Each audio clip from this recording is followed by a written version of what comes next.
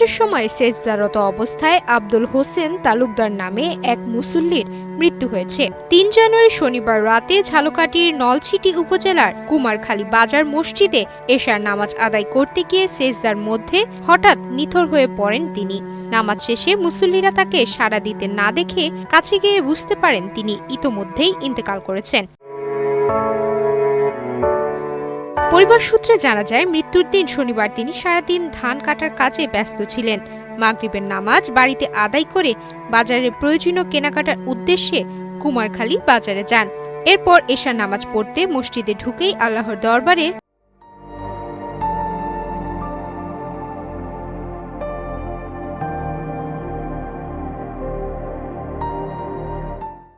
সেজদারত অবস্থায় মৃত্যুবরণ করেন। আল্লাহ যেভাবে তাকে নিয়েছেন তা সত্যি সৌভাগ্যের।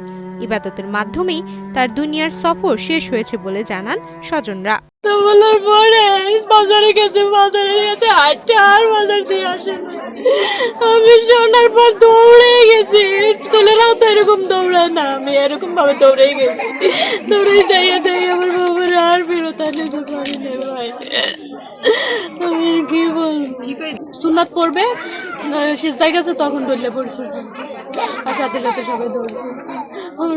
আমার বাবার কিচ্ছু করা লাগে নাই, সবাই মানে হেডটা মানে হাত পা ছাটিয়ে দিয়েছে, ছাটিয়ে দেওয়া সোজা হয়েছে, সোজা হওয়ার পরে এমনি হয়ে গেছে। কোনো একটু কষ্ট হয় না, কিচ্ছু হয় না, সবাই তো এটা কোলের মধ্যে রাখছে। তিনি অত্যন্ত সদাহাস্যোজ্জ্বল এবং সদালাপী ব্যক্তি ছিলেন, পরোপকারী এবং খোদাভীরু। তিনি গতকালকে তার নিজের পারিবারিক যে কাজের অংশ হিসাবে তিনি ধান কাটছেন, সারাদিন জোহরের নামাজ পড়েছেন, তারপরে আসরের নামাজ আদায় করেছেন, মাগরিবের সালাত বাড়ির মসজিদেই আদায় করেছেন জামাতের সাথে। এরপরে তিনি তার নিজের প্রয়োজনে কিছু ওষুধপত্র এবং পারিবারিক সাংসারিক কিছু গৃহস্থলী জিনিস কেনার জন্য তিনি বাজারের উদ্দেশ্যে, কুমারখালী বাজার, কালকে সাপ্তাহিক বাজার, ওখানে গিয়েছিলেন। ওখানে কিছু সদাইপাতি করার পরে ইশার নামাজের আজান হওয়ার পরে তিনি ওযু করে মসজিদে ঢুকছেন। তারপরে তিনি ইশার সালাত, ফরজ সালাত আদায়ের পরে স্বাভাবিকভাবেই যারা সুন্নত আদায় করে তারা একটু পিছনে যায়। পিছনে গিয়ে তিনি যখন সুন্নত নামাজ আদায় করার অবস্থায় তিনি সেজদারত অবস্থায় তিনি ইন্তেকাল করেন। স্থানীয়দের ভাষ্য অনুযায়ী আবুল হোসেন ছিলেন সৎ, শান্ত স্বভাবের ও ধর্মপ্রাণ একজন মানুষ। নিয়মিত নামাজ আদায় করতেন এবং এলাকায় একজন ভদ্র কৃষক হিসেবে পরিচিত ছিলেন। তার ইন্তেকালে এলাকার শোকের ছায়া নেমে এসেছে।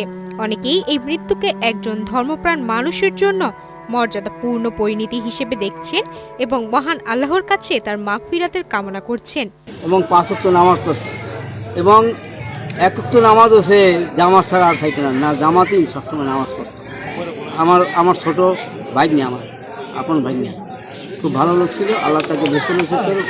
এবং মসজিদেই সে নামাজের সময় নামাজ পড়ার শেষে সে মারা গেল।